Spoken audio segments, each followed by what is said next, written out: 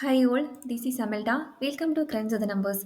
ഈ ഒരു സെഷനിൽ നമ്മൾ ക്യാഷ് ഫ്ലോ സ്റ്റേറ്റ്മെൻറ്റ് എന്താണ്, എങ്ങനെയാണ് ക്യാഷ് ഫ്ലോ സ്റ്റേറ്റ്മെൻറ്റ് പ്രിപ്പയർ ചെയ്യുന്നത് എന്നാണ് നോക്കുന്നത്. ക്യാഷ് ഫ്ലോ സ്റ്റേറ്റ്മെൻറ്റ് എന്നത് ഒരു ഓർഗനൈസേഷൻ്റെ ഓവർ എ പീരിയഡ് ഓഫ് ടൈമിലുള്ള ക്യാഷ് ഇൻഫ്ലോ ആൻഡ് ഔട്ട്ഫ്ലോയിൻ്റെ ഒരു സമ്മറി ആയിരിക്കും. എന്തുകൊണ്ടാണ് ആ ഒരു പീരീഡിൽ ക്യാഷിൻ്റെ ഫ്ലക്ച്വേഷൻ വന്നത്, ഇത്ര എമൗണ്ട് ഇൻക്രീസ് ആയത് അല്ലെങ്കിൽ ഇത്ര എമൗണ്ട് നമുക്ക് ഡിക്രീസ് ആയത് എന്നുള്ളതിൻ്റെ ഒരു സ്റ്റേറ്റ്മെൻ്റ് ആയിട്ട് നമുക്ക് എക്സ്പ്ലെയിൻ ചെയ്യുന്നതാണ് ഈ ക്യാഷ് ഫ്ലോ സ്റ്റേറ്റ്മെൻറ്റ്. ഇത് പ്രിപ്പയർ ചെയ്യാനായിട്ട് നമുക്ക് രണ്ട് മെത്തേഡ്സ് അവൈലബിൾ ആണ്, ഡയറക്റ്റ് മെത്തേഡും ഇൻഡയറക്റ്റ് മെത്തേഡും. ഈ രണ്ട് മെത്തേഡിൽ നമ്മൾ കോമൺ ആയിട്ട് യൂസ് ചെയ്യുന്നത് ത്രീ ടൈപ്പ് ഓഫ് ആക്ടിവിറ്റീസ് ആണ്: cash flow from operating activity, investing activity and financing activity. Operating ആക്ടിവിറ്റിയിൽ വരുന്നത് നമ്മുടെ നോർമൽ ആയിട്ടുള്ള സെയിൽസ് ആൻഡ് പർച്ചേസ് ആയിരിക്കും.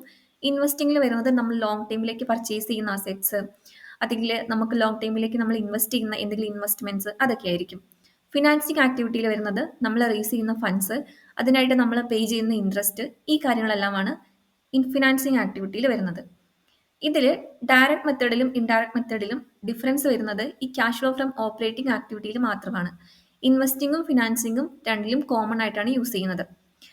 ഡയറക്റ്റ് മെത്തേഡിൽ ക്യാഷ് ഫ്ലോ ഫ്രം ഓപ്പറേറ്റിംഗ് ആക്ടിവിറ്റിയിൽ നമ്മൾ കസ്റ്റമേഴ്സിൻ്റെ അടുത്തു നിന്നുള്ള ക്യാഷ്, അതേപോലെ നമ്മൾ വെൻഡേഴ്സിന് പേ ചെയ്യുന്ന ക്യാഷ്, ടാക്സ് ആയിട്ടോ അല്ലെങ്കിൽ ഇൻട്രസ്റ്റ് ആയിട്ടോ നമ്മൾ പേ ചെയ്യുന്ന ക്യാഷ്, ഇങ്ങനെ ഡയറക്റ്റ് ആയിട്ട് ഇൻഫ്ലോ വരുന്നതും ഔട്ട്ഫ്ലോ വരുന്നതും നമ്മൾ അവിടേക്ക് ചെയ്യുന്ന സമയത്ത് നമുക്ക് ആ ഒരു net cash flow from net operating activity എന്നുള്ള ആ ഒരു ഫിഗർ കിട്ടുന്നുണ്ടാവും.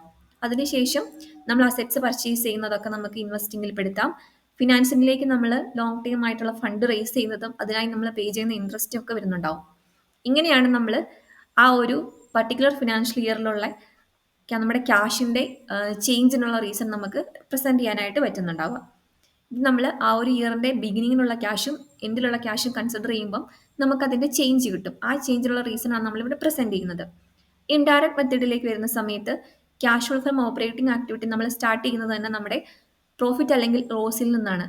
അതിനോട് നമ്മൾ ആ ഒരു ഇയറിൽ സംഭവിച്ചിരിക്കുന്ന എല്ലാ നോൺ ക്യാഷ് എക്സ്പെൻസും ആഡ് ബാക്ക് ചെയ്യുന്നു. നോൺ ക്യാഷ് എക്സ്പെൻസ് എന്ന് പറയുന്ന സമയത്ത് ഡിപ്രീസിയേഷൻ, അമോർട്ടൈസേഷൻ പോലുള്ള എക്സ്പെൻസ് നമ്മൾ ആഡ് ബാക്ക് ചെയ്യുന്നു.